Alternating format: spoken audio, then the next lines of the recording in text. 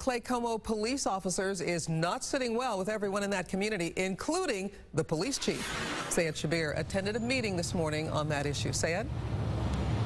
Yeah, hi, Cynthia. That meeting is still going on right now, and there is a lot of back and forth going on between the village board members and the Claycomo Police Chief, Stephen Kuntz. There are a lot of issues being discussed, all centering around the 13 directives that the village board issued to the police department, many of which the police chief does not agree with. The main issue, though, is being focused around the directive that says police officers should not make self-initiated traffic stops.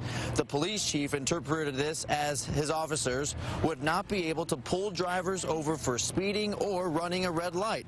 Chief Kuntz has a major problem with this, saying there are laws in place for a reason, and if officers don't do their job and enforce the laws, then he says it's a guarantee that crime will grow up.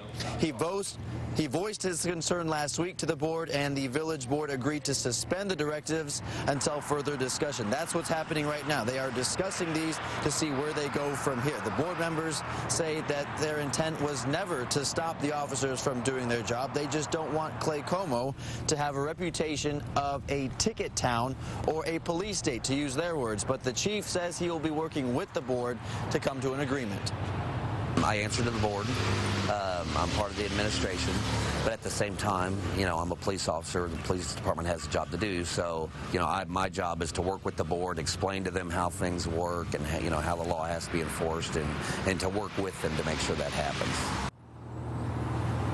So as I said, the village board did suspend the directives for the time being, so right now the police are working under their original directives until they do reach an agreement, although an agreement is not likely going to happen today because only 2 board members are present for this meeting. But I'm going to step back in and continue to follow the discussion and have more information coming up in about 30 minutes.